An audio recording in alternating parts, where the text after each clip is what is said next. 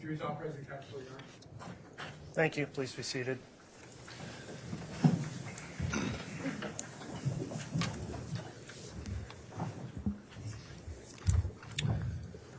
Okay, we're back on the record on case CR 22-21-1624, State of Idaho versus Lori Vallow. We just concluded the lunch recess.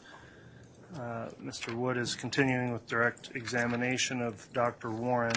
Before we start with continued examination, Mr. Wood, just as a housekeeping issue, in terms of the last set of photographs, they were moved for and admitted in a chronological fashion. I advise that, in fact, certain letters in there were not actually introduced, so that would be 176 W, Z, and KK. Is that yes, that is accurate. Okay. So, ladies and gentlemen of the jury, there will be an instruction given to you later that at times there may be gaps in numbering or lettering. So this would be one such instance where likely if your notes said something was admitted, those three were not in the sequence of those photographs. So you don't need to concern yourself with that, but we do need to have that clear on the record so somebody's not looking for those exhibits in the future if they look at the case file.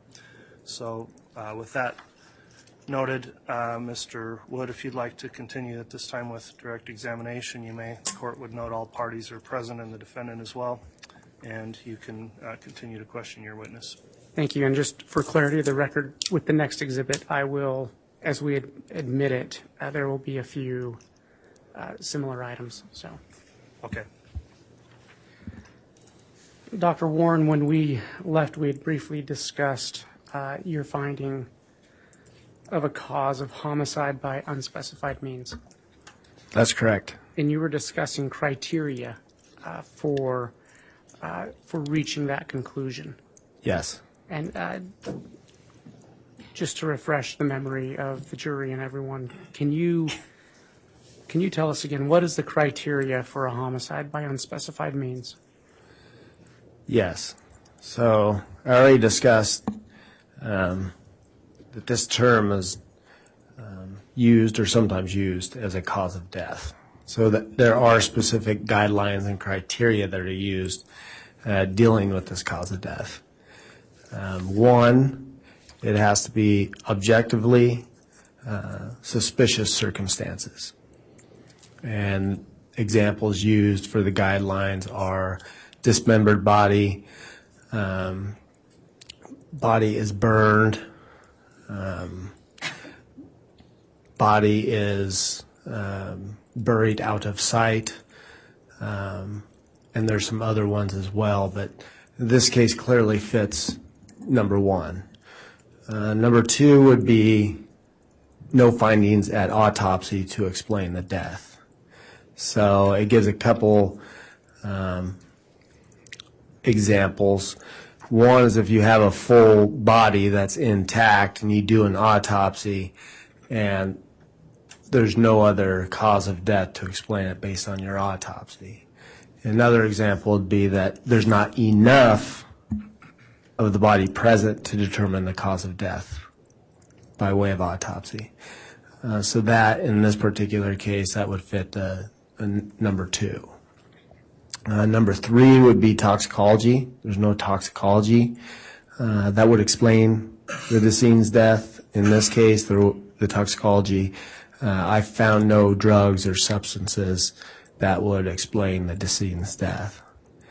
Number four is more on the social / history, including medical records. There's not another reasonable explanation based on medical records, social records, why somebody should be or could be dead. So in this particular case, I felt like this met all the criteria, and that's why I called it as such. Again, it's homicide by unspecified means, meaning I believe, based on everything, that all the circumstances, autopsy, toxicology, all the supporting documents, that this is a homicide. I just can't tell you exactly why. I can't pinpoint it. Doctor, did you review Tylee Ryan's medical records? I did. And in reviewing, what did you find in her medical records in terms of prior illnesses or sicknesses? So based on the medical records that were available to me, Tylee was documented to have anxiety with panic attacks. She was documented to have ovarian cysts that sometimes caused her pain. She was documented to have pancreatitis or recurrent pancreatitis. In her case, her pancreatitis often flared up when she took antibiotics, but there was, I believe that in the medical records too, there's mention of an possible autoimmune reason for pancreatitis. There's a wide variety of reasons to have pancreatitis. And then also she's known to have mesenteric adenitis, which would also cause her abdominal pain. So mesenteric adenitis is essentially your loops of bowel are held together with adipose tissue. And within that adipose tissue, there's numerous lymph nodes. So typically during a viral infection, your lymph nodes will get inflamed, they'll become enlarged, it'll cause pain. It's usually self-limited. And I believe those were, at least based on the medical records that I reviewed, that was part of her medical history. Okay, and is there anything in her medical history that would provide a reasonable explanation for her death? No, not in my opinion. Okay. As part of your examination of Tylee Ryan, did you collect any evidence to be sent to other labs? Yes. What was that? So I think we already mentioned that I sent skeletal muscle for toxicology, and we already talked about those results. In addition to that, I collected multiple pieces of soft tissue, skeletal muscle, what I thought was liver, and other organs for potential DNA analysis. So you can use blood, you can use tissue samples, and you can potentially get DNA from those sources. There was also a strand of hair in bag number 2. I talked about how there were 3 bags that the remains came in. In bag number 2 of 3, there was a single strand of hair, so we submitted that to law enforcement. And there's also in, I believe, bag number 2, there was a green bucket, a melted green bucket, and that was submitted to law enforcement as evidence as well. Okay. Dr. Warren, did you, as part of this autopsy, were photographs taken? Yes.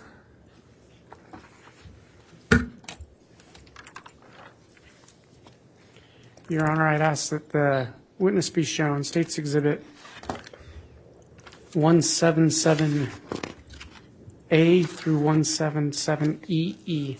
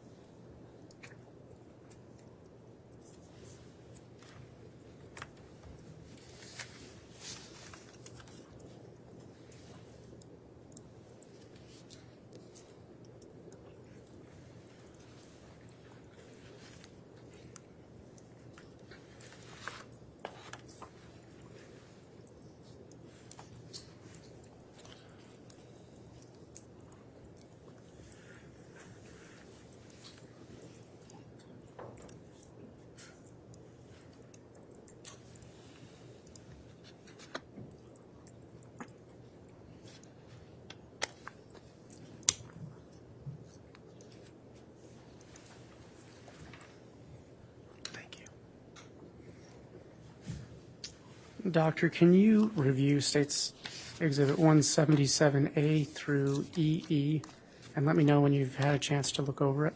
Yes.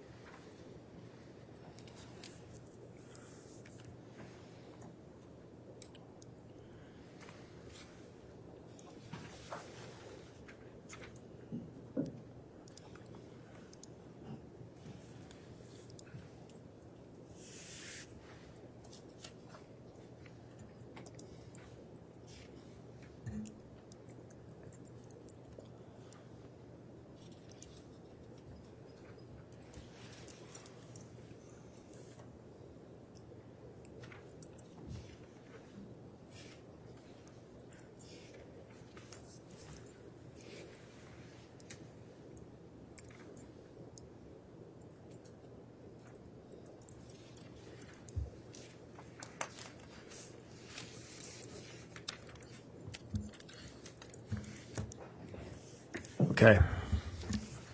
Do you recognize States Exhibits 177A through EE?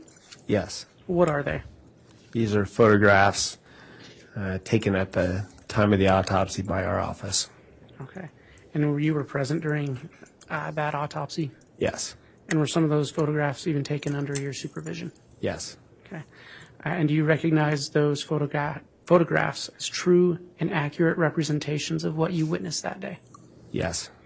Your Honor, I'd move for admission of States Exhibits 177A through EE into evidence. Any objection from the defense?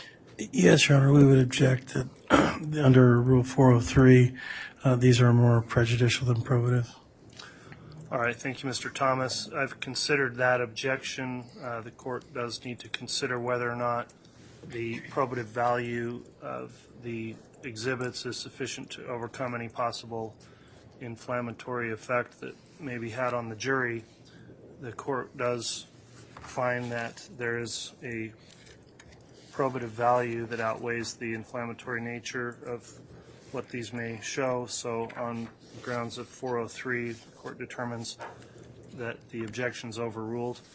I'll note, however, though, Mr. Wood, that is with the previous photographs, there are some photographs in here, not all of them, that I would determine in order to minimize the inflammatory effect that they could potentially have should not be displayed on the large projector screen, may be shown on the smaller monitors for the jurors. And for that reason, I think we've already indicated which ones I believed shouldn't be shown on the projector. Apologies for the delay that may create, but we'll need to reconfigure the displays and projectors when we get to that point. Okay.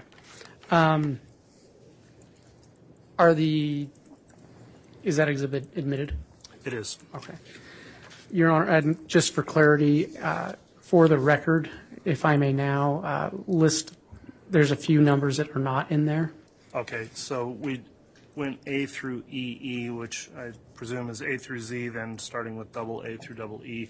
Yes. And what is not included in that exhibit? There is no 177L, 177N, as in November, 177R, 177U, 177W, and 177Y. Okay. And again, ladies and gentlemen of the jury, don't be concerned necessarily with numbers or lettering. Once you get exhibits, you'll be just instructed to consider all the evidence. So with that, Mr. Wood, you can continue. Thank you. Your Honor, your clerk did, I think, briefly show us the exhibits you did not want shown on the large screen. I'm wondering if I could get a copy of that so I don't inadvertently. Okay, the list I've got is D through H of 177 is the first set. If you're going sequentially through or alphabetically through the listing. We will be. Okay.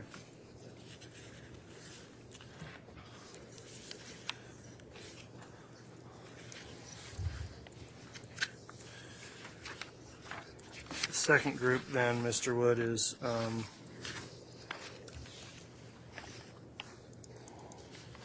believe it's O through CC.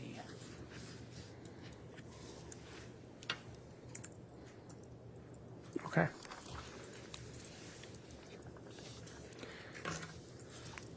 May I begin to publish, and then we'll... Yes. Thank you.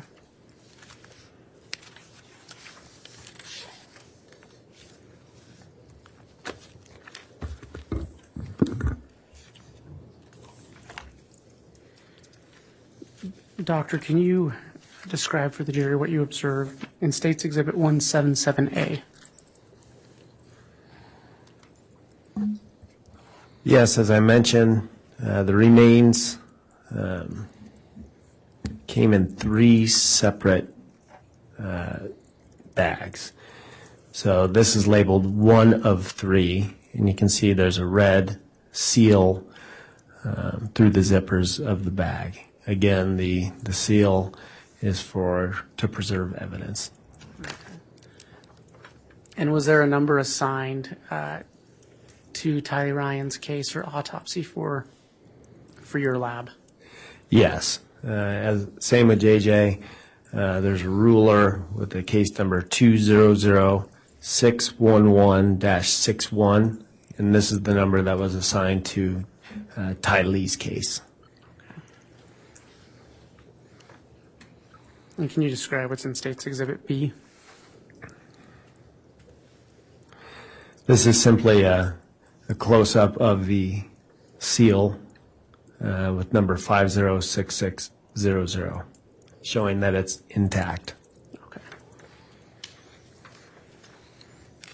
Can you describe what you observed in State's Exhibit 177C?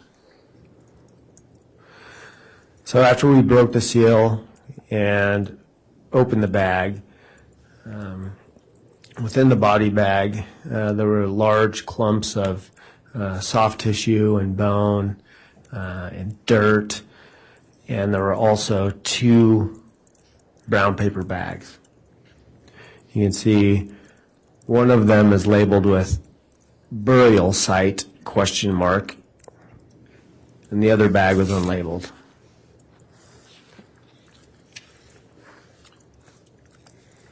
Your Honor, I'm to 177D. Okay. For that next set, then I would require that, again, for purposes of not making the exhibits unnecessarily inflammatory, that they not be projected onto the monitor. So, and there are 2 groups. If you want to keep it in order, I guess we'll reconfigure twice to do that, but we'll need to turn off the projector at this point.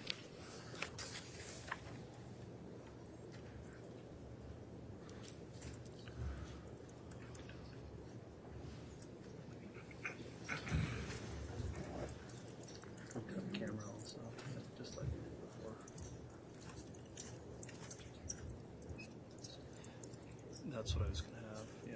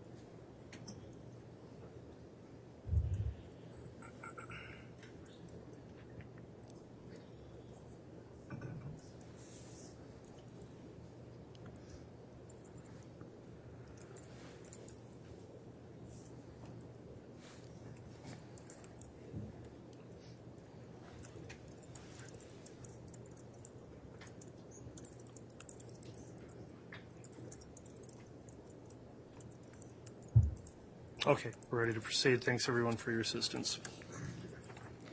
Doctor, can you describe what you observed in States Exhibit 177D? Yes. So we're still on bag 1 of 3. The previous photo showed you the 2 brown paper bags. The rest of what was in the bag is what you see. It's essentially charred remains of clumps of mud and dirt, soft tissue, and bone.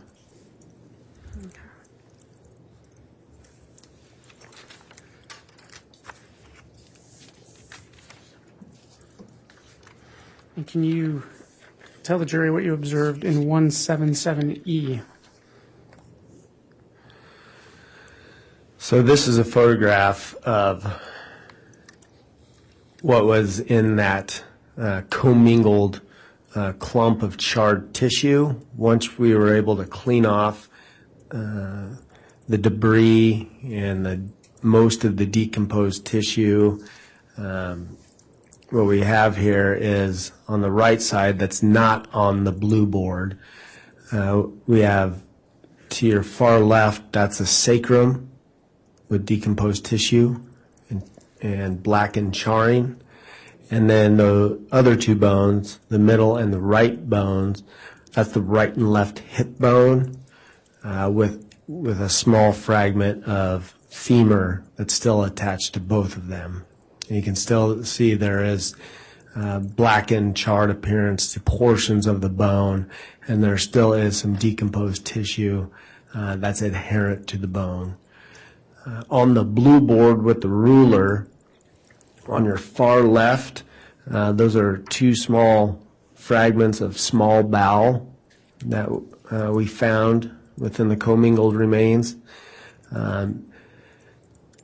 Next in line, directly above the sticker that says bag 1 of 3, those are vertebral bodies from the vertebral column. And moving next, the small fragments of tissue, 2 of those are small fragments of essentially unidentified, not sure where the bone came from, but it's small, probably hand or foot. And then there's some small fragments of cartilage as well. Okay. So that was essentially, this is the cleaned up version of what you just saw in the previous photo. Doctor, are you aware if any of these items were sent for further testing with the FBI? Yes, all the skeletal remains were sent to the FBI for a forensic anthropology workup. Okay.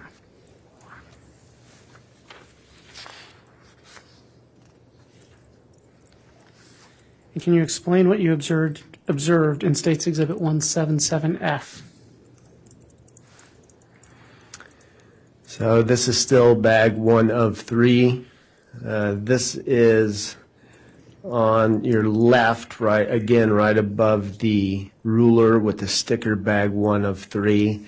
That was what was determined to be, to the best of my ability, charred and decomposed soft tissue.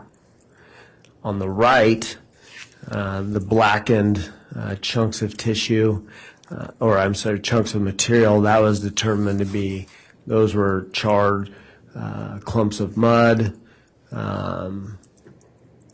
just ash and rock.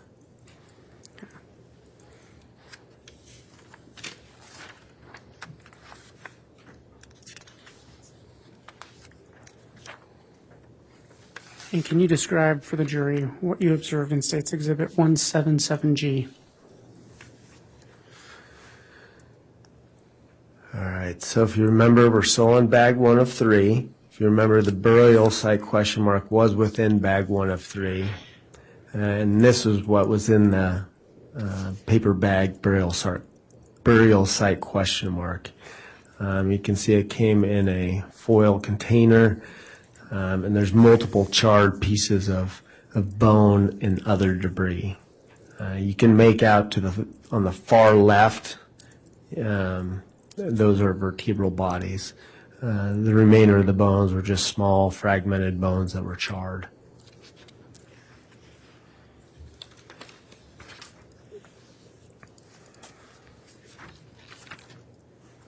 And can you state what you observed, or tell the jury what you observed in State's Exhibit 177H? Yes. So this is the cleaned up version of what you just saw within that container. On the far left are two vertebral columns, or vertebral bodies that are charred and partially burned away. In the middle, there's those three fragments of small bones that have some thermal artifact as well. In the bottom right, that black material, that was determined to be more just charred ash, dirt, twigs, and rock. And then up in the upper right, those are just small fragments of unidentified bone that were charred.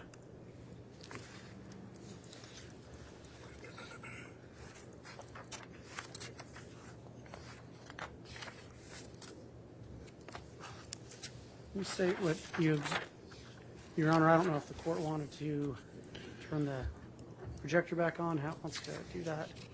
Okay, there are a series of 4 more that can be displayed on the projector. Actually, 3 more.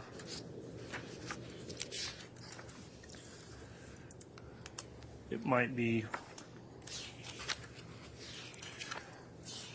Mr. Wood, why don't you just keep going, since there's only actually 2 or 3 more that I think shouldn't be on the projector, and then once we get through the rest of that other set, we'll convert things back to normal. Very well, thank you. Thank you. Can you state for the jury what you observed in State's Exhibit 177K? Yes. So as I mentioned, 3 bags were received. We just went over bag 1 of 3 and the contents of bag 1 of 3, and now we're moving on to the second bag, bag 2 of 3.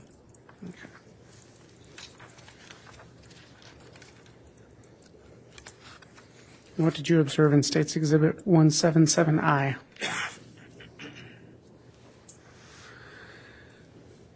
This is just another photograph of how the body bag was received.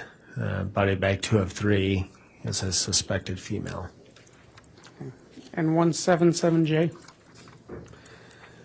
That is the body lock with seal number 506564, just showing that it's intact.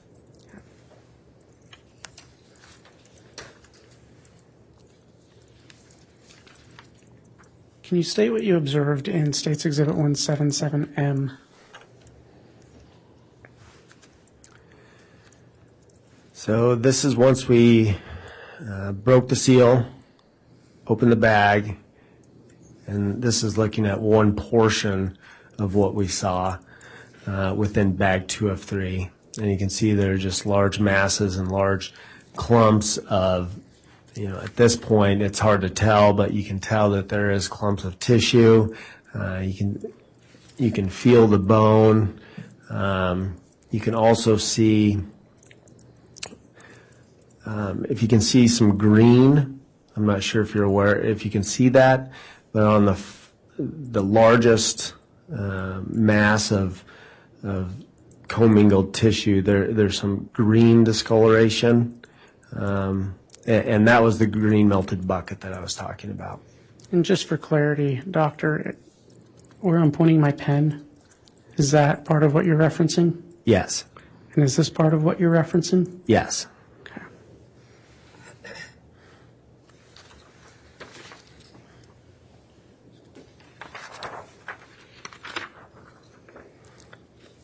And what did you observe in State's Exhibit 177O?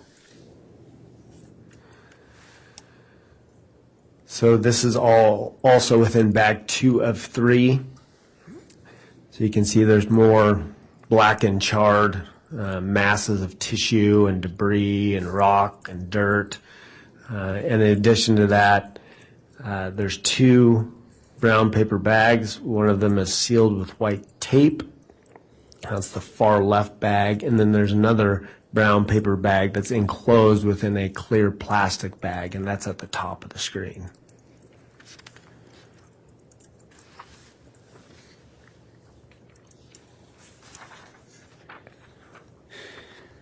And what did you observe in State's Exhibit 177P?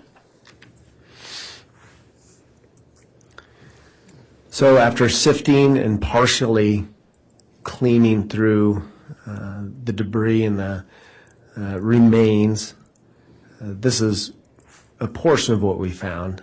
At the top of the screen, that's the frontal bone, so that's the top of the skull. And you can see semicircular rounding off at the bottom of the skull, so that would be the top of your orbit. So that's where your essentially your eyeballs would be. So it's the top of the head. You can see there's some charring, there's some dirt still on it. Just to your left, on the far left, that's another large fragment and cranium. So that's a large fragment of skull that has significant charring and blackening secondary to the fire. And the most bottom piece of tissue is a portion of the mandible and maxilla. You can still see that there are teeth, if you can recognize it. It's significantly blackened and charred, but there were still some teeth that were intact.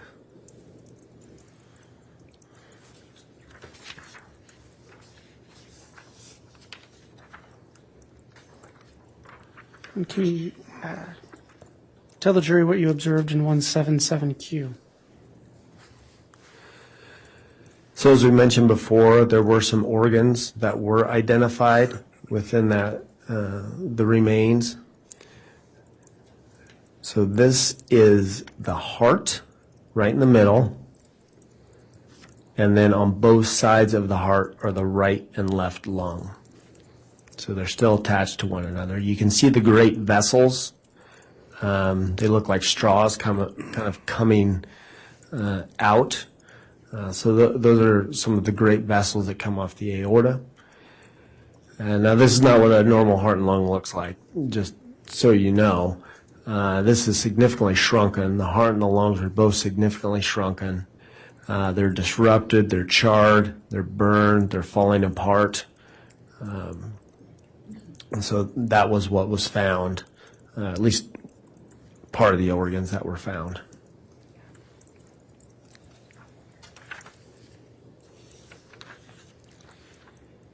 And what did you observe and do in State's Exhibit 177S?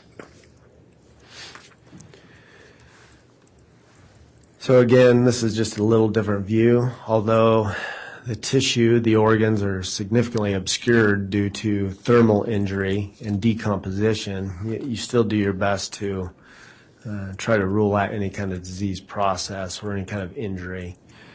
So right there in the middle, the largest piece, that is the heart. And you can see there's significant charring, there's decomposition, it's kind of falling apart. And then on the right side, that's the right lung that's been sectioned serially. And on the left side, that's the left lung that's been sectioned serially. So again, the lungs are significantly shrunken. The outsides are blackened and charred. And there's thermal artifact within the middle of the organs. Basically, your lung is typically nice and soft. It had become to the point where it was like a very hard sponge.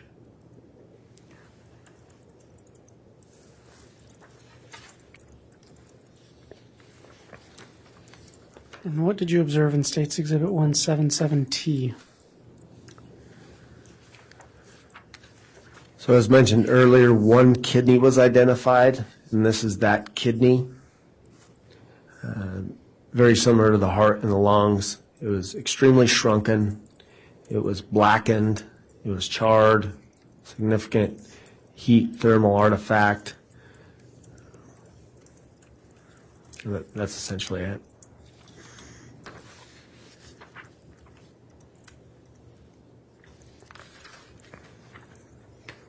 And can you describe what you observed in State's Exhibit 177V?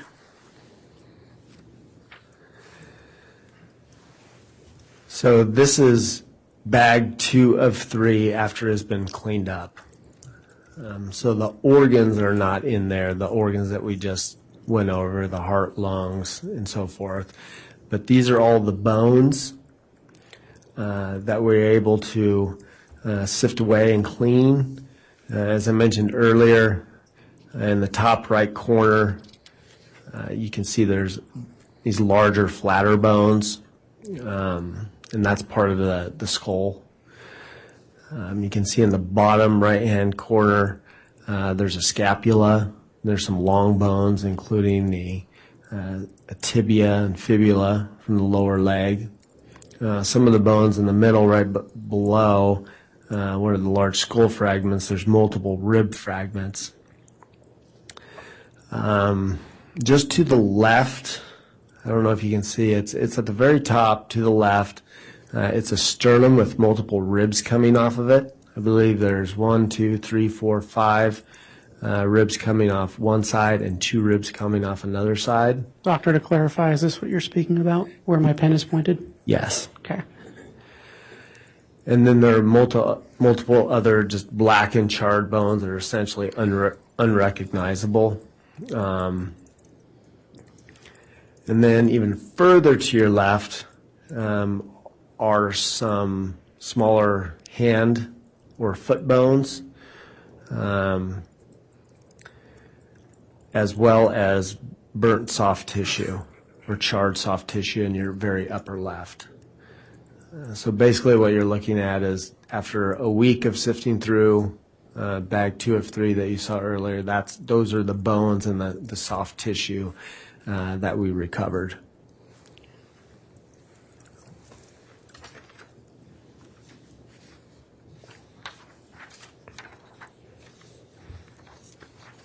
Can you describe what you observed in States Exhibit 177X?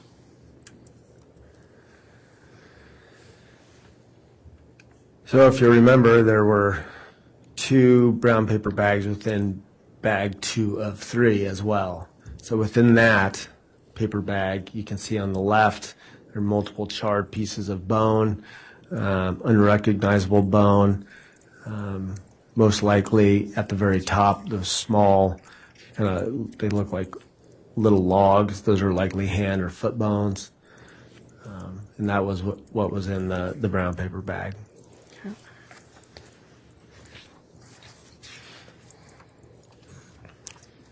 Doctor, can you describe States Exhibit 177Z?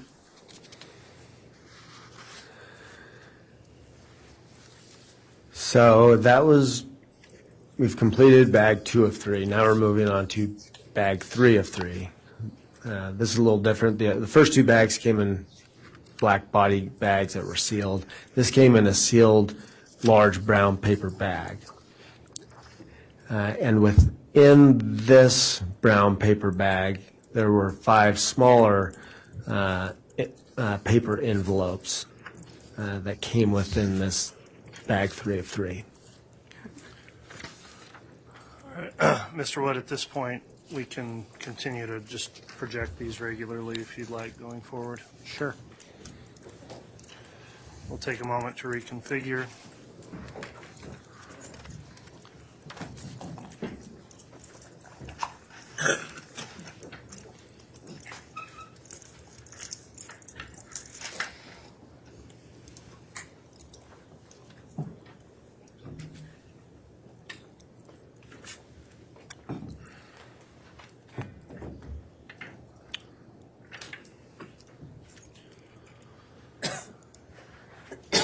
While we're doing that, I'll again mention that the victims will have an opportunity, if they wish to view the photographic evidence, I'll allow the state to submit a request and we'll arrange for that.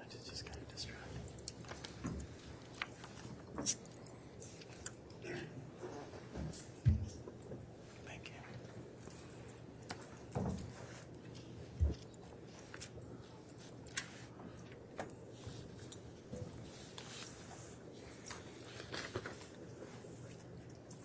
Doctor, can you describe what's in States Exhibit 177AA? Yes, so within bag 3 of 3, as I mentioned, there were 5 other smaller paper bags. This is one of them.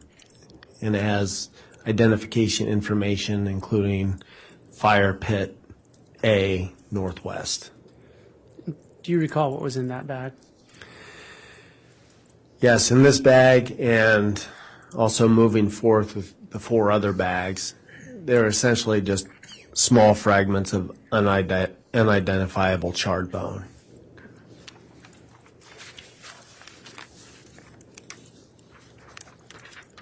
You identify State's Exhibit 177BB. So this was a second bag that was received within bag 3 of 3. It's sealed and labeled with identification information, including fire pit B. Okay, and what was in, you may have already stated it, but just for purposes of clarity for the record, what was in this bag? So there were small fragments of charred, unrecognizable bone.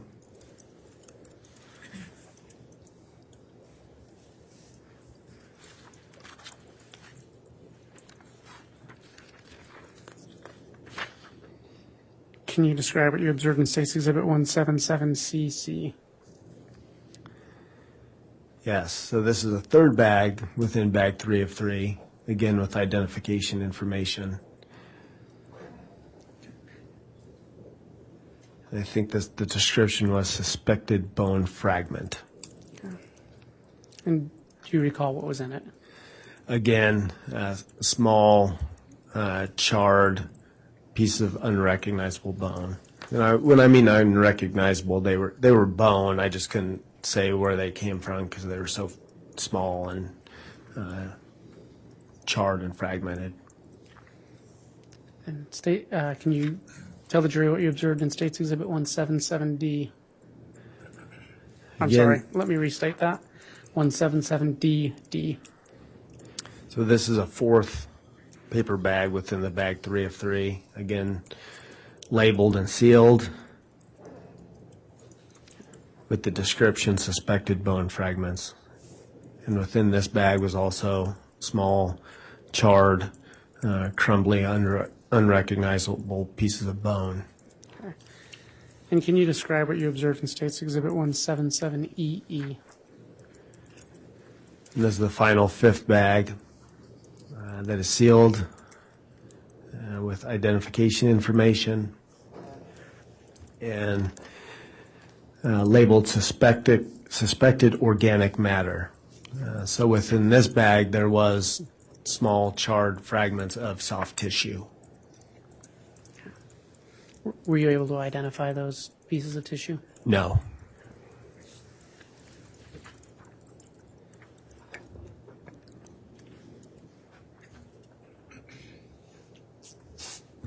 Just one moment, Your Honor.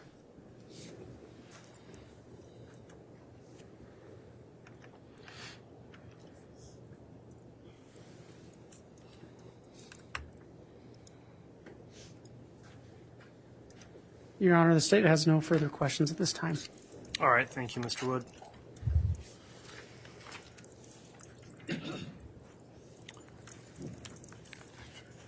Who will be conducting cross? I will, Judge. All right, Mr. Thomas, you can commence with your cross-examination.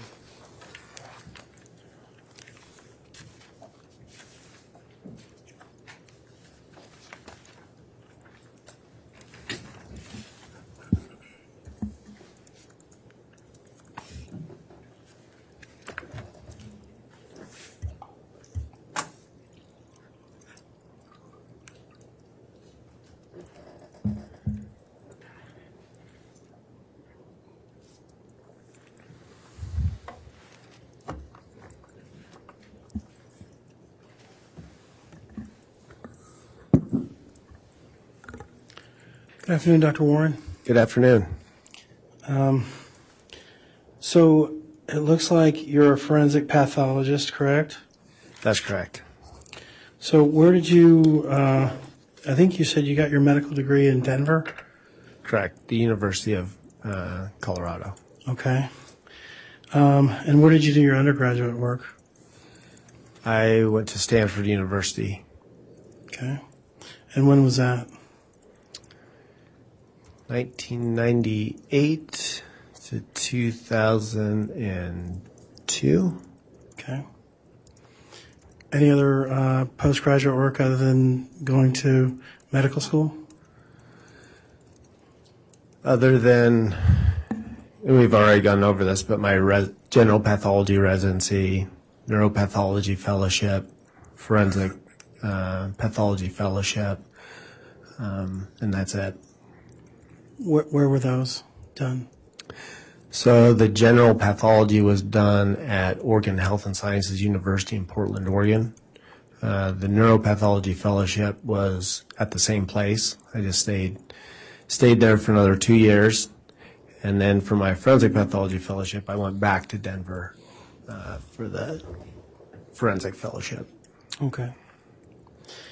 Now you talked a little bit about forensic pathology and what it is, and I believe you said that in a nutshell, you try to figure out why people die. Is that right? Correct. Okay. You currently work at the Ada County Coroner's Office, right? Yes. That's not necessarily that's not an arm of law enforcement, right?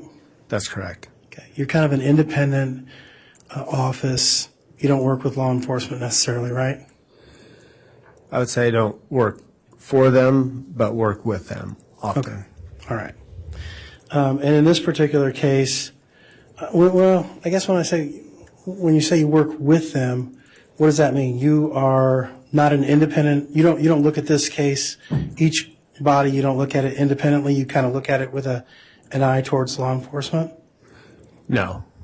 So we're our own independent agency, the Ada County Coroner's Office. We perform our own death investigation independent of other agencies.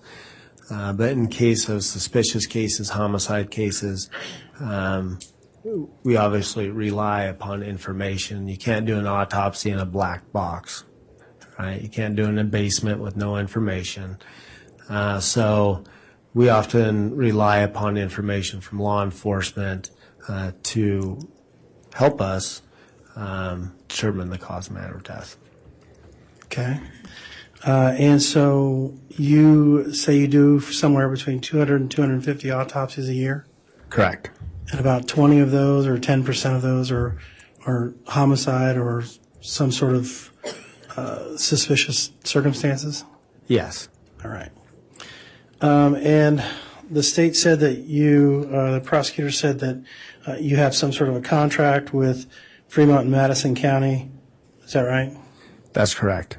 And you are to determine the cause of death, and they are to determine the manner of death. That's correct. Okay. So when you do these suspicious circumstances deaths, do you have any, let me back up, I'll withdraw that portion of it. Do you have any specific training on the collection of evidence that you turn over to the police? Through my training, yes.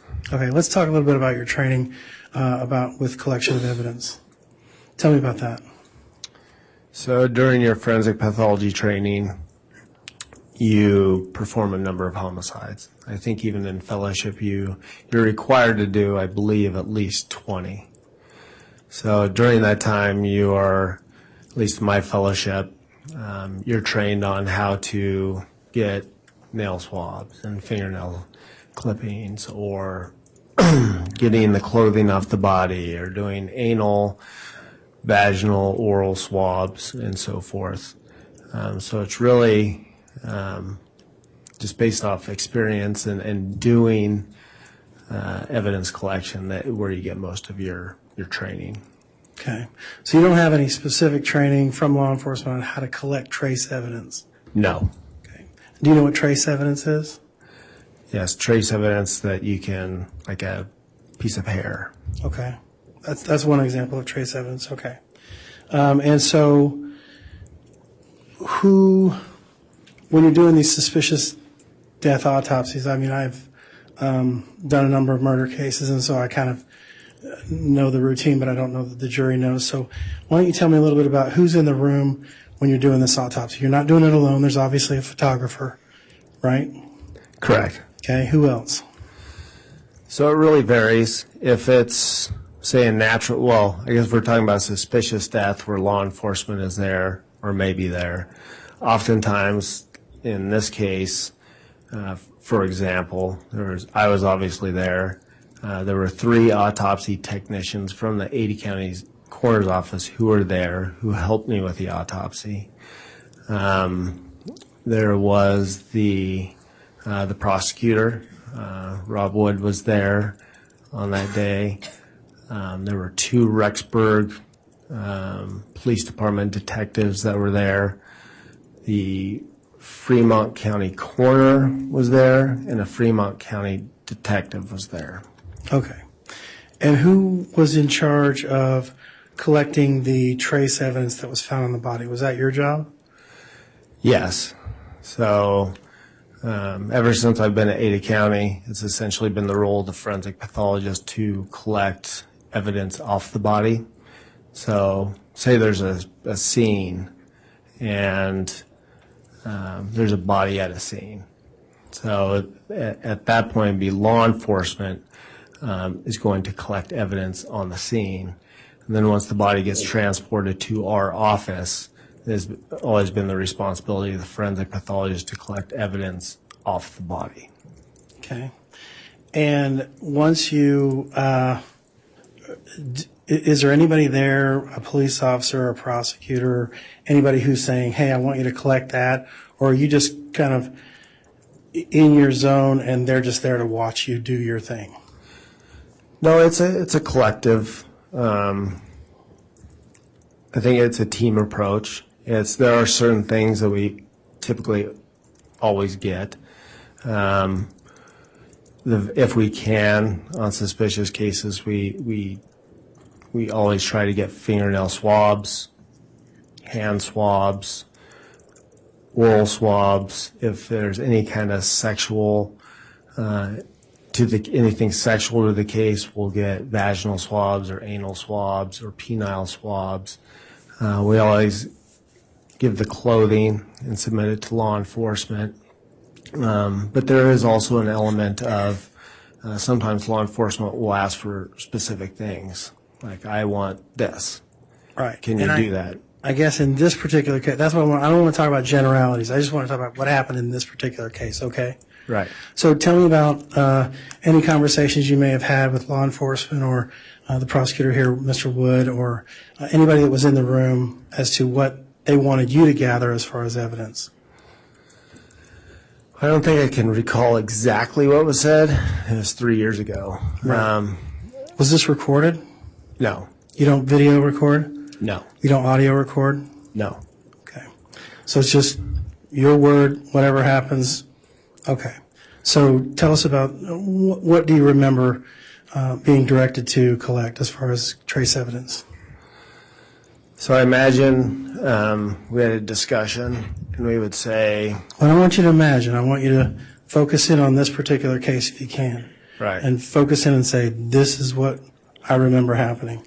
Okay, so what I remember happening, talking about what evidence would you like collected, we always collect clothing, fingernails, so I'm sure those are all part of it. And then in this case, there were some other things. We'd obviously want to collect the paper bag and the duct tape and the bag that the body came in with duct tape. So I'm sure all of those things were discussed. Okay, so you're saying these are things you generally do, and so this is what you probably did, but you don't have any specific recollection of having any conversations with anyone on that particular day about the evidence that was collected. Yeah, I think that's safe to say. Okay. And now, by the time these bodies were collected and brought to you, there were a number of theories going around. What was told to you as far as the background that led you to come up with the cause of death here on J.J. Vallow? For J.J. Vallow, we did have a briefing before the autopsy. Met with law enforcement from Rexburg, from Fremont, and there was an individual from the FBI there as well. And I remember I got a timeline of what they knew at that point, kind of leading up to when they disappeared to when they were found.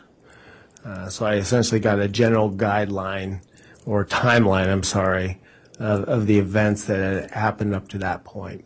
Okay. So now you mentioned that Fremont County Sheriff's Office was there, Rexburg Police Department was there, and now you indicate that there was also an FBI agent that was there? That's correct. At least one, more than one? There's one. Okay. You don't recall his name or her name? I don't. Okay. Male or female, do you know? It is male. Okay. So you indicated the cause of death on JJ was, well, I don't want to get this wrong. Why don't you go ahead and tell me what it was? It was asphyxia by plastic bag over the head and duct tape covering the mouth. Right. Plastic bag over the head. So tell me what evidence did you collect? Did you collect any evidence inside the sinuses?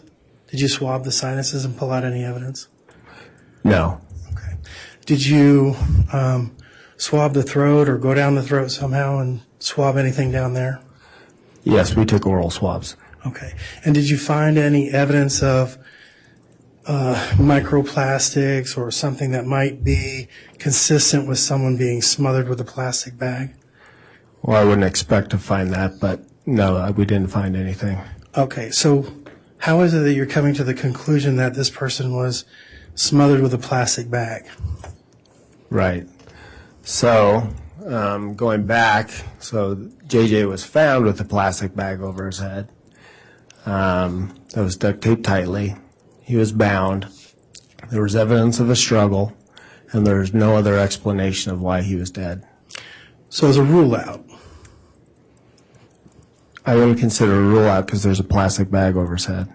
Okay, but that plastic bag could have been put over his head post-mortem, right? I guess that's possible. Okay. But you're saying that your conclusion is that it was done ante-mortem prior Correct. to his death. Correct. And that's based on nothing concrete, just your theory of the way you think the crime may have happened. No. I think essentially that's how an autopsy and all the tests, that's why you do all of those things. So you have a person with a plastic bag over their head and is bound, and you do all the tests and you do the autopsy and you find zero reason for them to be dead, then it's reasonable to conclude that that was the cause of death. Okay, but let's back up a little bit. When I talked about swabbing the sinuses or swabbing the nasal cavity, you didn't do that? I've never heard anybody doing that in this type of situation. Okay, what type of situation are you talking about? Bag over the head? Okay, so when someone has a bag over their head and and I'm just going off of things I've seen in movies and whatnot, it seems That's like... scary. It's scary to you? Yeah, that you're going off movies. Okay. So, well, you're going off of My knowledge. knowledge. Okay. So when someone puts a bag over their head and they're trying to breathe in air, is that correct? Yes. How this happens? Yes. Okay. Does anything that's inside that bag, does it generally go inside the nasal cavity or inside the mouth and down the throat? I've never heard of that. That's not how it works? No, not with the plastic bag. Tell me how it works. Essentially, the bag is put over your head, and you can't breathe, and then you go unconscious and you die. Okay. So nothing goes into the nasal cavity. I don't know why it would. What are you breathing in? Air. From where? Nowhere. That's why you die. From inside the plastic bag? Correct. Okay. So anything that may have been inside that plastic bag that was close to the mouth or nose would have gone inside the mouth or nose? Not necessarily, no. All right. I guess we'll just have to disagree on that. Objection, that's not a question. Sustained. Will we have to disagree on that? I guess we will. All right. Thank you.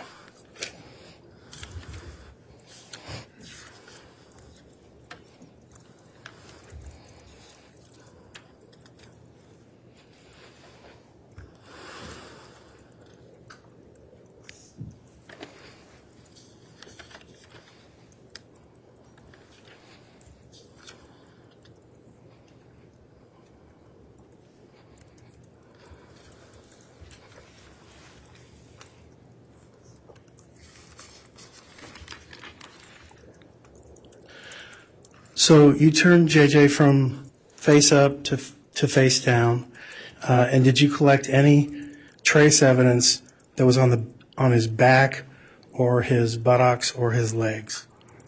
Yes, we obtained anal swabs.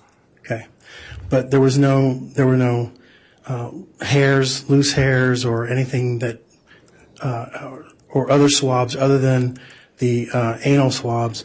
Other than that, you didn't take any swabs No, there was no trace evidence that I found to swab. that you could see Correct. with the naked eye. Yes. Okay.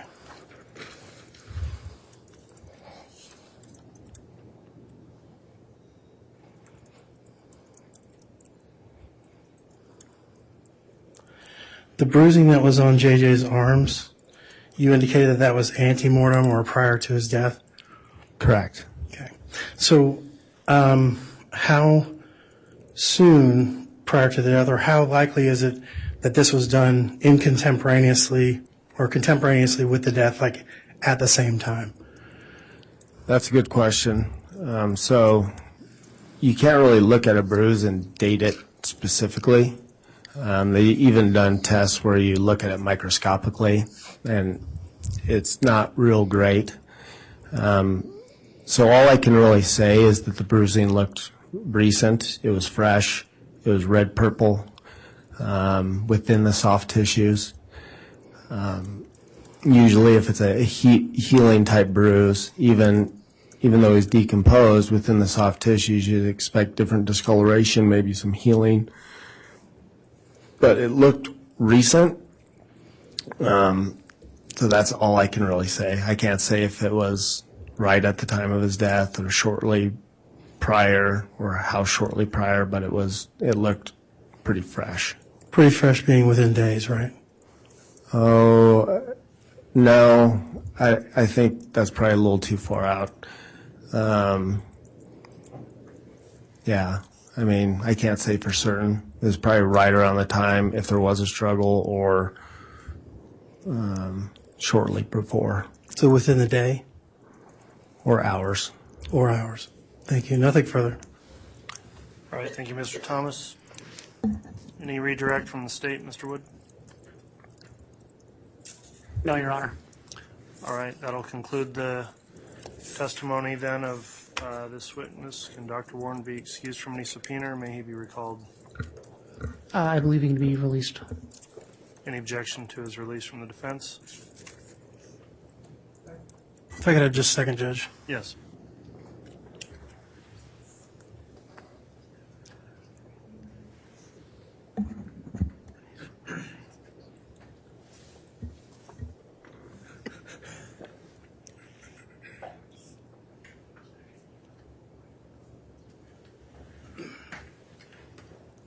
Judge, we may recall him, so we're gonna ask that he not be released from his subpoena at this time. All right, so Dr. Warren, then please maintain contact with whoever issued the subpoena while the trial is still pending. You could be recalled. Based on that, I'd also advise you to not view any trial testimony between now and the finish of the trial, just in case you are recalled. With that, you can be excused as a witness for today. So we'll have you step down, but before we do that, I guess it looks like a good time for us to take our mid-afternoon break. So we'll go ahead and take a break, and then will the state be calling another witness after that? Yes, Your Honor. Who's your next witness going to be? Dr. Christensen. Okay, thank you, Mr. Wood. We'll go ahead and take our break then for 20 minutes. All right, please.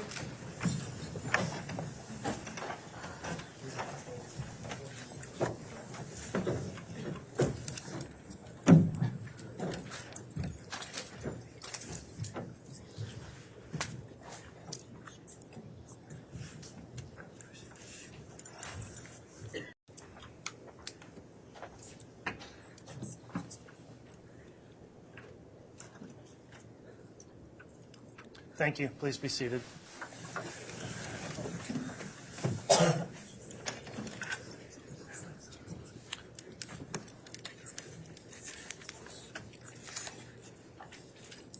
Have the jurors brought in, please.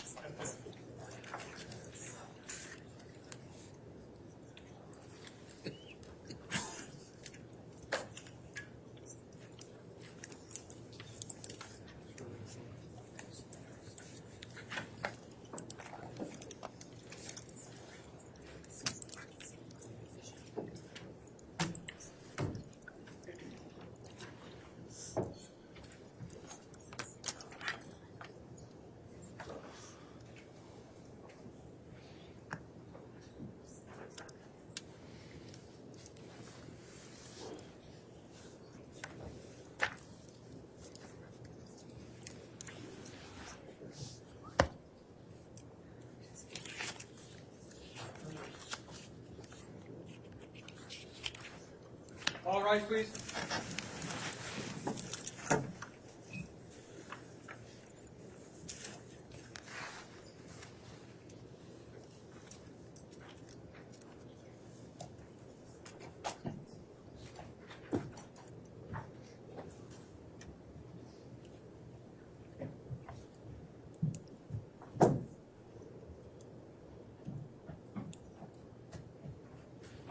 Jury's out for the count of 4 Your Honor. Thank you, Mr. Bailiff. Please be seated.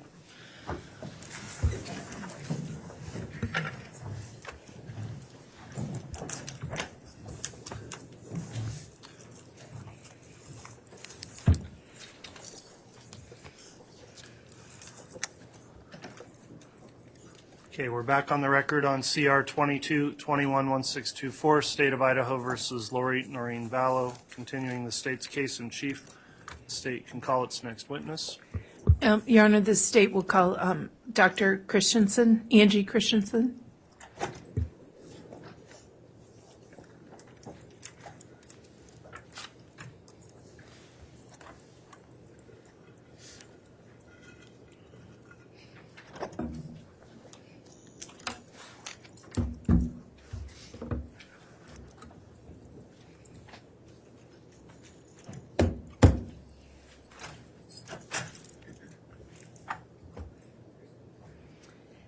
Swear or affirm the testimony you're about to give will be the truth, the whole truth, and nothing but the truth, so help you God.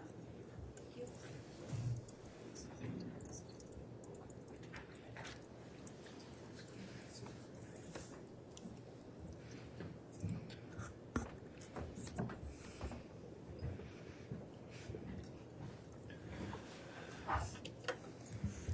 All right, as we get started, I'll just have a preliminary question or two for the witness. Dr. Christensen, now that you've been sworn, let me ask you, have you reviewed, listened to, or in any way seen any of the testimony that's occurred in this trial since it started? No, I have not.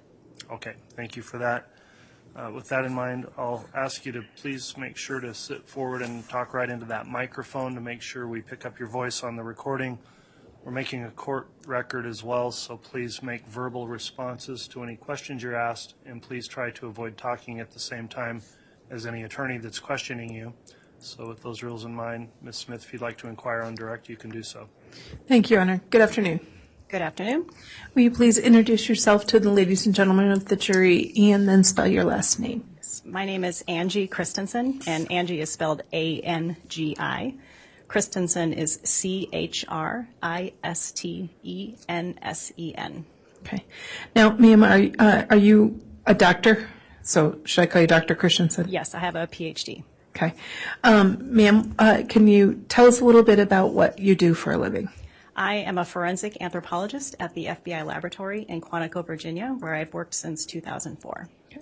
Ma'am, can you tell us about your educational background, please? I have a bachelor's degree, a master's degree, and a PhD, all in the area of anthropology. Okay. And what is your educational background? For what schools? My undergraduate was from the University of Washington, and both my master's and PhD from the University of Tennessee. Okay. Do you hold any certificates? Yes, I am certified by the American Board of Forensic Anthropology and the Forensic Anthropology Society of Europe. And the Forensic Anthropology Society of Europe, how many people are allowed to be in that society? I'm not aware of how many are certified in that society. Okay. Just generally, what is anthropology? Anthropology is a very broad science that includes the study of humans and humanity in any way. So human language, culture, biology is a very broad discipline. Okay. And are you a forensic anthropologist, you said? Yes. What is forensic anthropology? Forensic anthropology is a specialized area of anthropology that includes the examination and analysis of skeletal remains in forensic or death investigation contexts. Okay. And that is your occupation at the FBI at Quantico? Yes. Okay. And just so that the jury's clear, what is the difference between forensic pathology and forensic anthropology? They are related and complementary, but different disciplines. Forensic anthropology, as I mentioned, emphasizes analysis of the human skeleton specifically, and forensic anthropologists are not authorized to determine cause and manner of death or to make a positive identification. So why would a medical examiner refer human remains or skeletal remains to a forensic anthropologist? Typically, if they're wanting a more in-depth examination of any features of the skeleton specifically.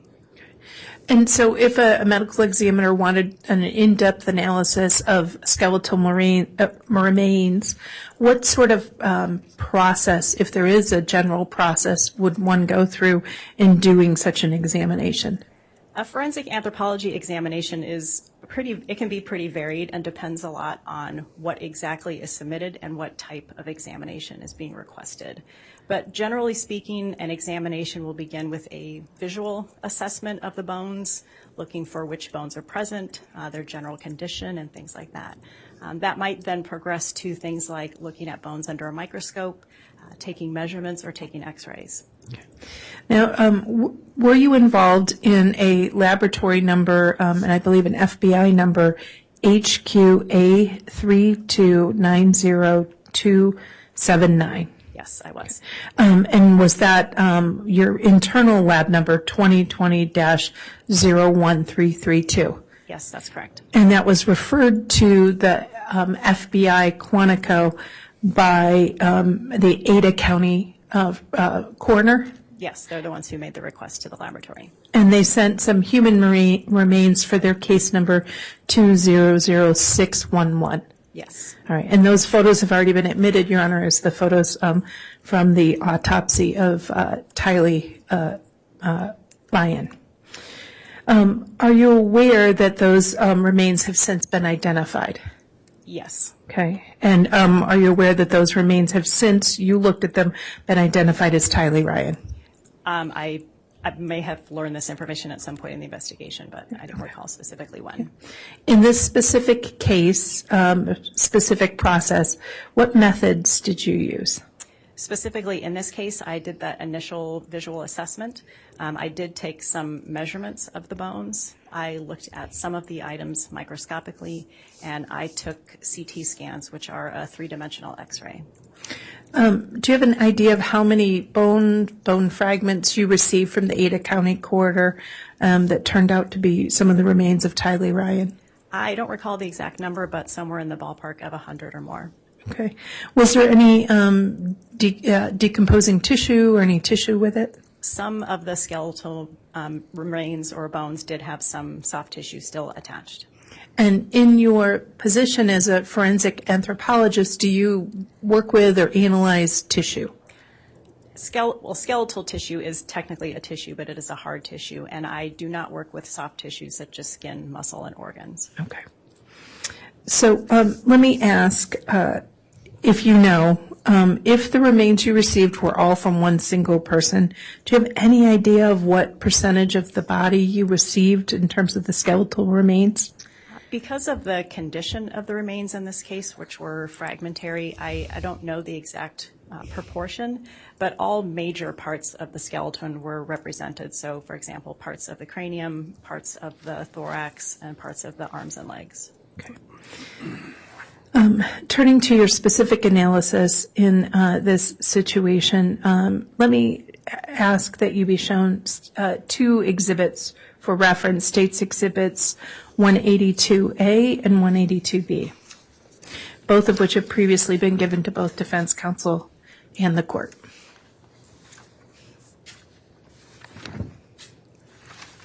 Thank you, sir.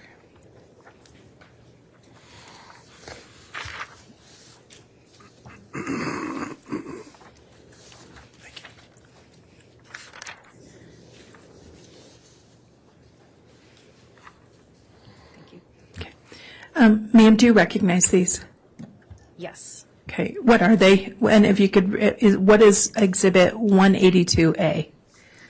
182A is a schematic or just a general depiction of a generalized human skeleton. Okay. And what is States Exhibit 182B? 182B is a portion of that same schematic focusing on the pelvic region. Okay. And are both of those a fairly and accurately depiction of the general layout of the human skeletal outline? Of a general human skeletal outline, yes. Okay. Move for the admission for States Exhibit 182A and 182B. Any objection? No objection, Judge. Exhibits 182A and 182B are admitted.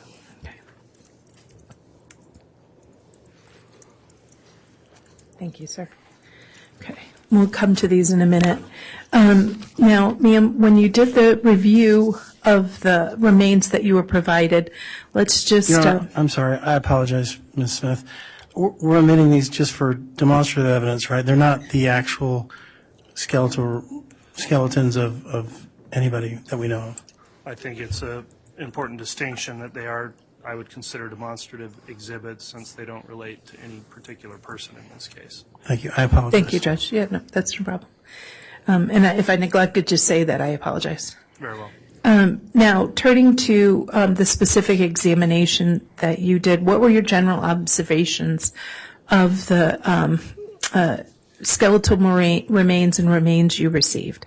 The material I received was fragmentary in nature for the most part. There were many parts of the skeleton that were thermally altered or exposed to some sort of heat or burned. I also identified 3 bones with sharp trauma or alterations that were produced by a instrument or tool with a small surface area, such as a bevel or point. Now, let's talk briefly. Was there any evidence that some of the bones were hinged or bent? Yes, I believe there. Might I be able to refer to a copy of my notes? Absolutely.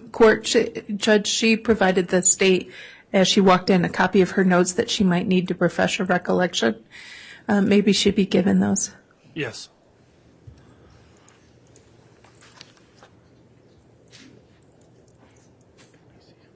I'm going to need to see those prior to.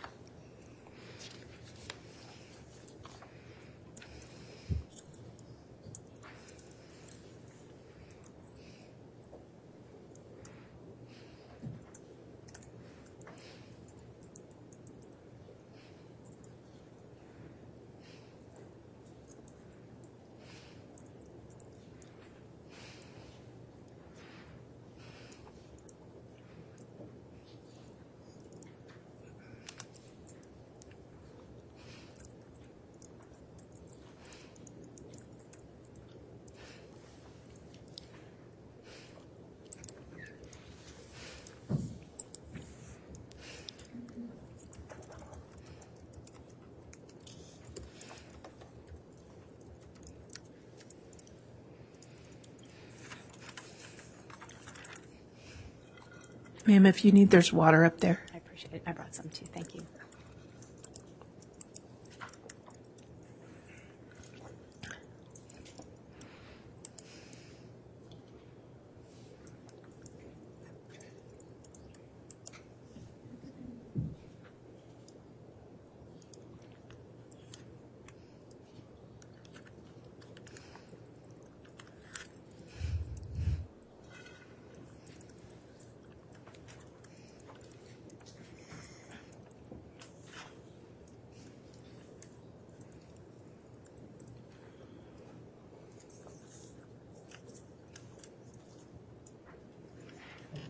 Thank you, counsel. Thank you.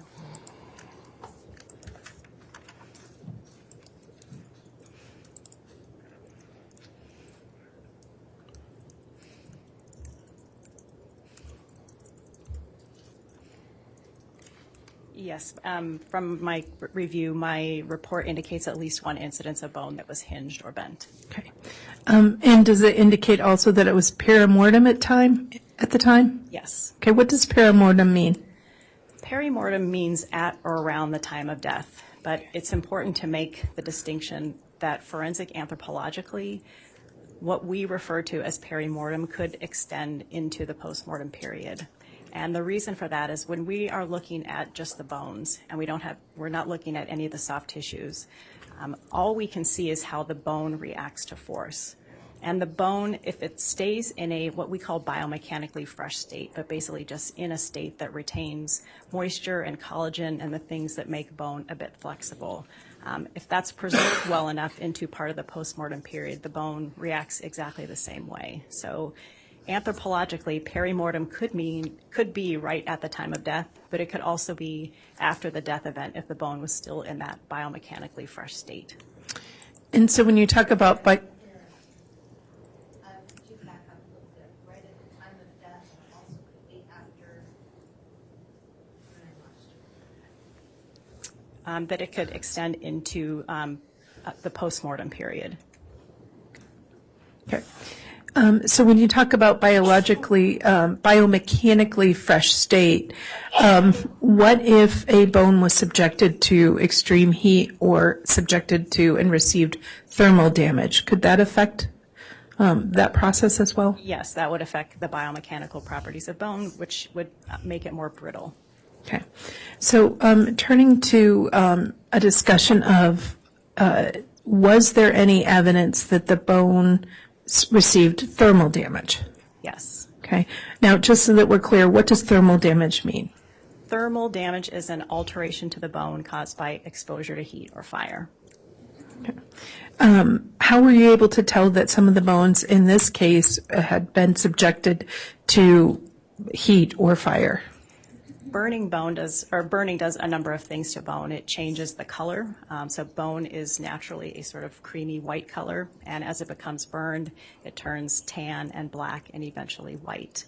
It also, as I mentioned before, causes the bone to become more brittle, so it fractures more easily. Now, in some of the bones, did you see evidence that there was a lot of thermal damage? There were some areas that had more thermal alteration than others, yes. Okay. And were there areas that had less thermal damage? Yes, some parts of the skeleton had less thermal alterations. And what can account for that? When the body burns, there is a typical pattern to the damage that occurs to the bones. And basically what happens is the areas of the skeleton that have less soft tissue protection or less other tissues covering them tend to be burned and exposed first. So the knees, the elbows, these areas with just a little bit of skin covering them. Other parts of the skeleton, like those within the torso, are better protected by a lot of tissue and organs and then tend to be altered last by the fire. Okay. And did you take efforts to document the various findings you made? Yes, my findings are in my report. Okay. And did you take photographs? Yes, the photographs appear in my examination notes. All right. Your Honor, I'd ask that the witness be shown State's Exhibit 181A through 181I. Courtesy copy has been given to both the court and the defense.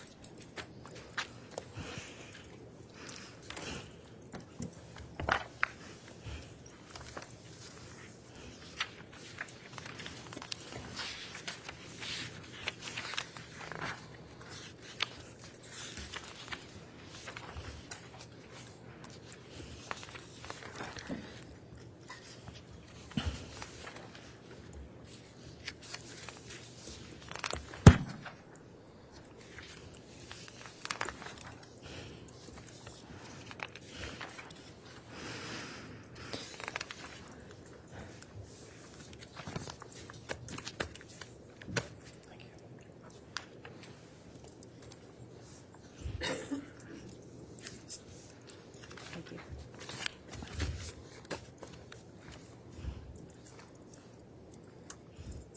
And can you take a look at State's Exhibit 181A through I with that, and just take a look at them as a group?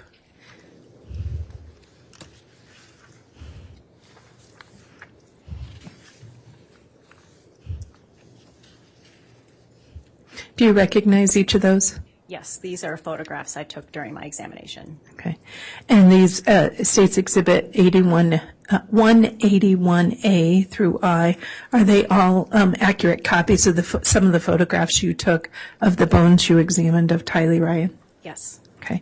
Your Honor, we'll of course make an individual record, but at this time, for expediency's sake, I move for the admissions of State's Exhibits 181A through 181I, and for the witness's use in explaining her testimony. right, any objection to exhibits 181A through I? May I have water and aid? You may.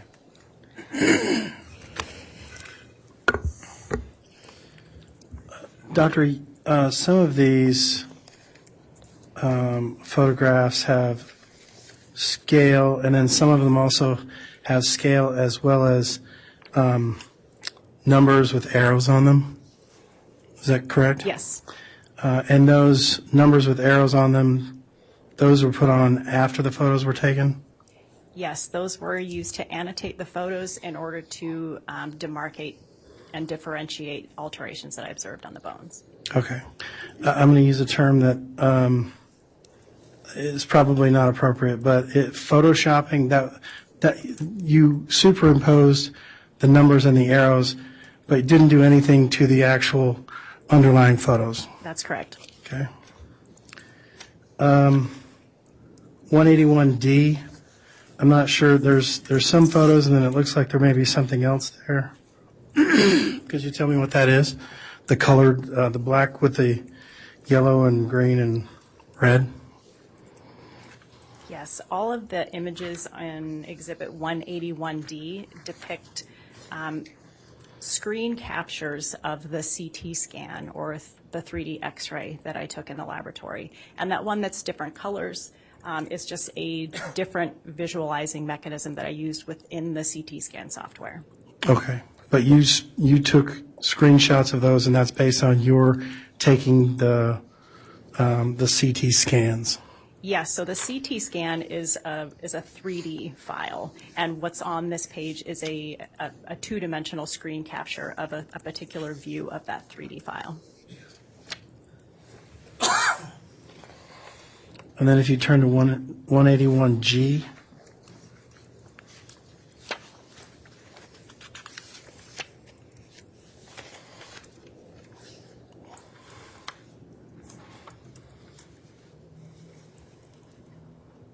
Okay, is 181G has 3 photographs on it, correct? Yes. And the bottom 2, are those CT scans? Yes, those are also 2D screen captures of a 3D CT scan. Okay. And then the top one is just a photograph? Correct.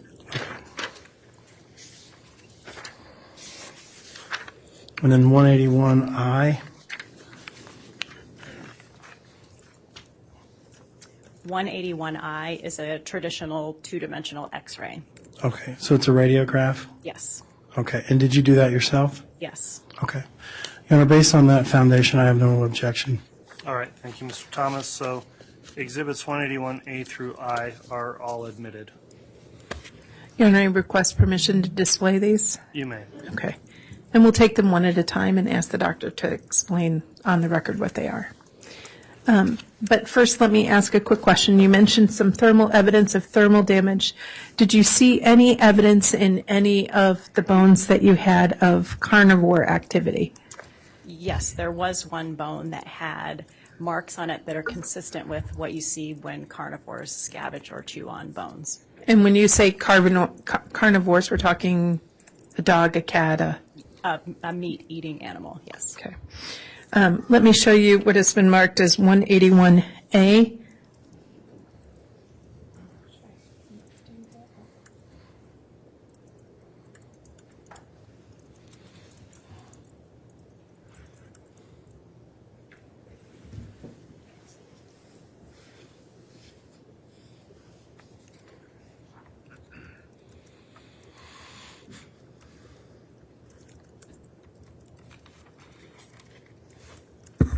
Do you recognize 181A?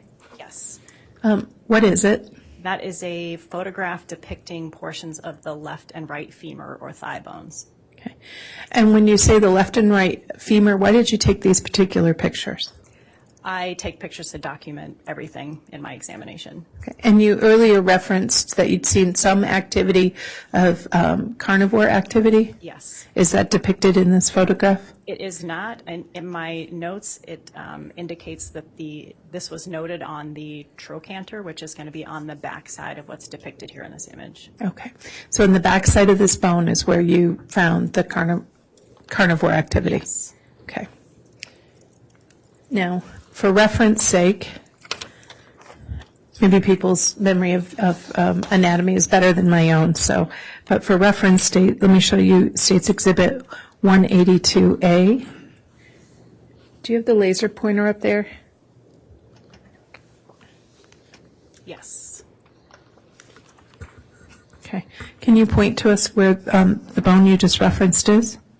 The femur is the thigh bone, which is this bone here. Okay. So State's Exhibit 181A is an image of both the right and the left femur, correct? Yes. Okay.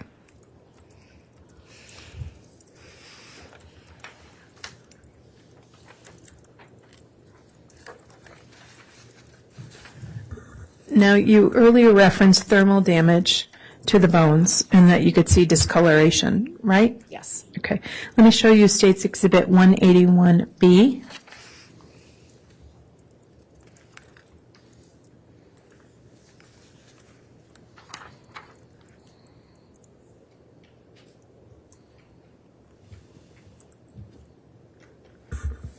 What is 181B? This is a photograph that I took depicting 3 parts of the skull. Okay. And you mentioned thermal damage. Is there a way to show us what you mean by thermal damage in this image? Yes. So on this bone here, which is the right side of the face and upper jawbone, this part where you see the blackened area is thermally altered from heat. Okay. And so when you received the bones, had they been cleaned or was there dirt on them? My understanding is that they had been partially cleaned at the medical examiner's office. Okay. And did you take steps to further clean these bones? Yes. In some cases where there was still some remaining soft tissue, I removed it in order to be able to examine the bone surface directly. Okay. And why is that important? Because if I'm looking for any alterations or damage to the skeleton, I can't see it visually through the soft tissue, so I remove the soft tissue to expose the bone surface. Okay. And so in State's Exhibit 181B, we're seeing thermal damage, correct? Yes. Do you notice any other items of interest for your analysis? There is also thermal alteration on this part of the upper jawbone and on this portion of the lower jawbone. Okay. And again, you had mentioned to us that sometimes there's thermal damage in some of the bones and sometimes there's not. Is that, again, a situation where if a part of the bone is protected, it doesn't have the same level of damage? Well, these parts of the skeleton are actually, the front part of the face is not very well protected. So it's possible this part wasn't exposed to the fire, but I can't account for all of the possible patterns. Okay. But that front part of the face was not, did not show the same level or degree of burns that the rest, some of the other bones did. That's correct. Okay.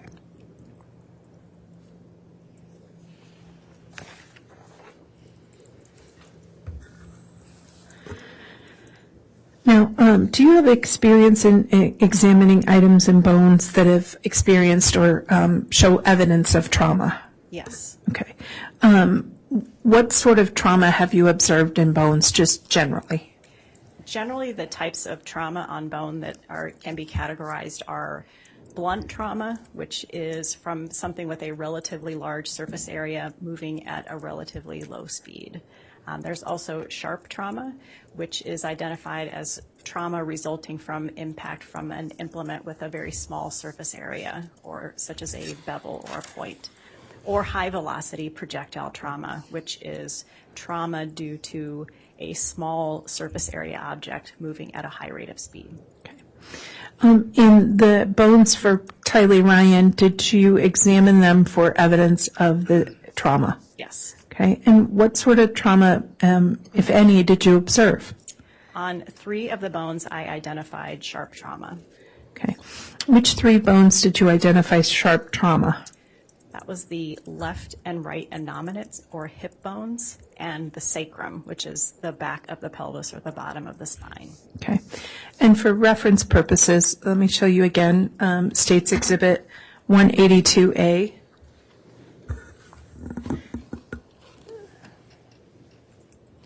Can you point to us on the diagram that's up there on 182A and show us generally what you're talking about? Yes. So these are the two hip bones. This is the right side and the left side.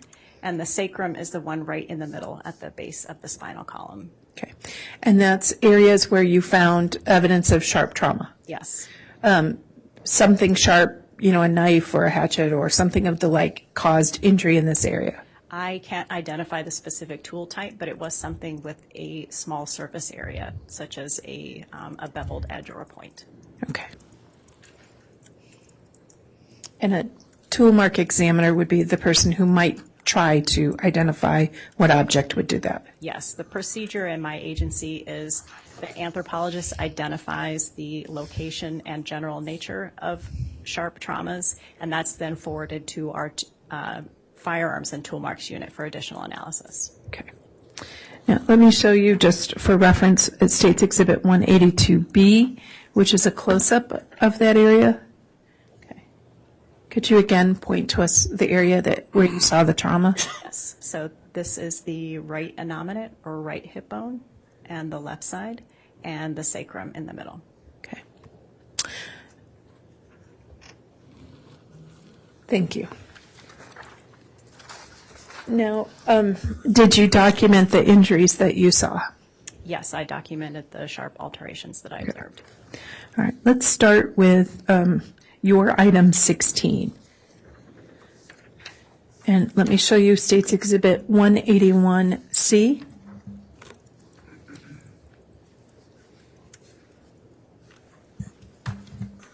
Do you recognize that? Yes, that is a photograph that I took during my examination, annotated with numbered indicators of the sharp alterations. And those annotations were put in there by who? I added those. Okay. And I know you answered defense counsel's question, but since it's in front of us, why did you enter those annotations?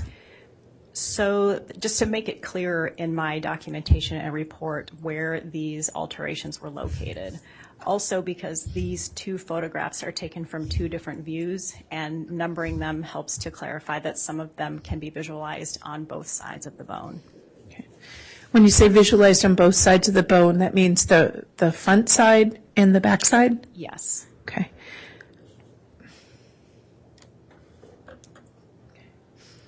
And how many areas of sharp trauma did you identify? On item 16, which is the left innominate, there were 5 sharp traumas. Okay. Okay. Are these type of traumas consistent with something happening inside of her, like a disease or a natural process? No. Okay. Why not?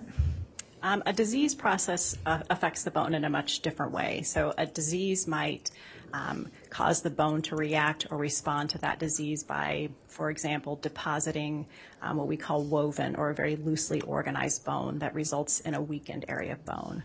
A disease process might also affect an entire bone or the entire skeleton, for example, in a loss of bone density.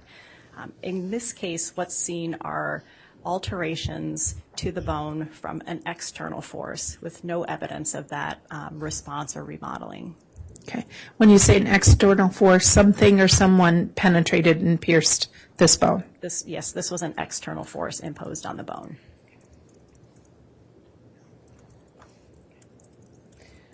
Now, have you had experience in looking at bodies that have been dismembered? Yes. Okay. Are there areas when a body is dismembered where you expect to see issues that are, or injuries as evidence of dismemberment? Typically, sharp traumas in dismemberment cases occur around joints. So when you say around joints, what does that mean?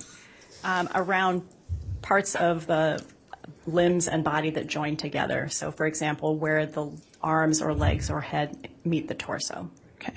So the 5 sharp instrument injuries that we see in your item 16 on the exhibit before you, are these all evidence of dismemberment? These would not be typical of dismemberment. Okay. What are they typical of? I can't say exactly what sort of action or implement caused them, but that some sort of external small surface area object impacted the bones. So why do you say they are not consistent with consistent with other injuries you've seen for dismemberment? Because these do not appear, these aren't near joints. So typically dismemberment, the objective is to break the body into smaller portions, and that's why the joints tend to be targeted. In this case, all of these sharp traumas are in the area of the pelvic region. Okay. So you said in the area of the pelvic region. So for reference, if I may, let's use States Exhibit 182B again. Could you point to us what you're talking about? So the sharp traumas were all found on the innominates, or the hip bones here, as well as part of the left side of the sacrum. And some of the sharp traumas can be visualized on both sides of the bone because it went all the way through. So it would be on the back side that you can't see here. Okay. So it's more on the side that would be interior of the body and not exterior? Yes. Okay.